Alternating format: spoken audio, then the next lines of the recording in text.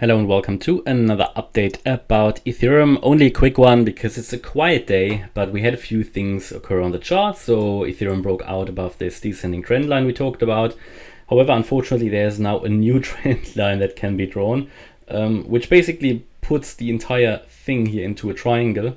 And this is exactly what I would like to talk about, because this all could be an Elliott Wave triangle here to the side.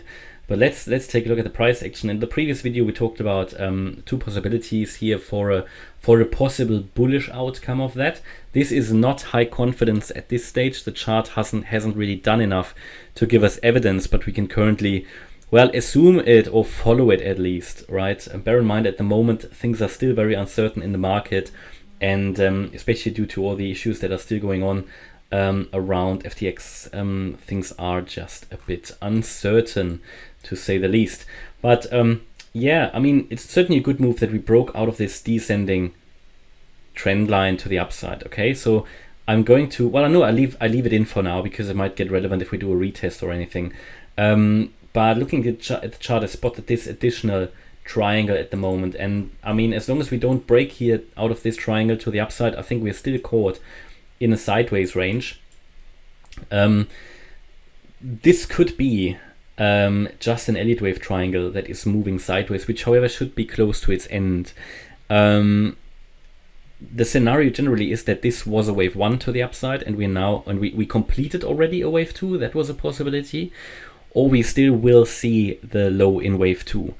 And this is not unlikely because we really only briefly dipped into this area.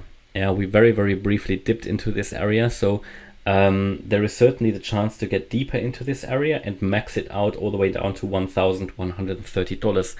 I said in previous video, I'm going to follow the bullish count carefully here, as long as we're holding above 1130. Below 1130, it will be likely to make another low. And if we do that, the chart should stay above $1,000, because if we go below $1,000, it will make a bearish outcome very likely, and it would also yeah, how do I say, it would put the entire chart context into something more bearish, and then it will get more likely that we're actually going to drop below the June low. So for me, there's now a few possibilities. Either we already saw this wave 1 up, we saw the wave 2 down, even then the wave C was very short. Yeah, that's another reason why I doubt this a little bit.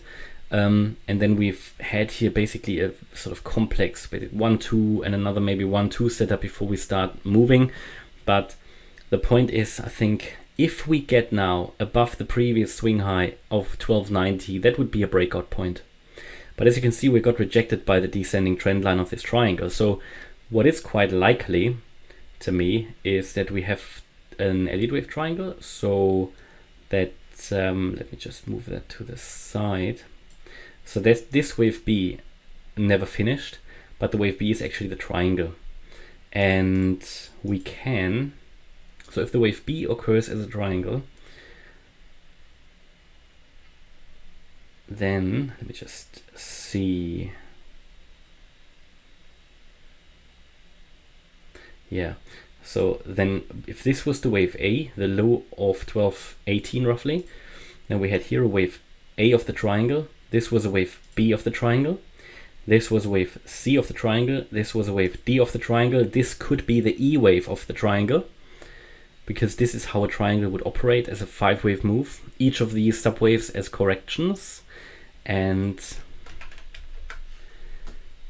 that would then at the same time be the top of the B wave, and we could expect a breakout to the downside.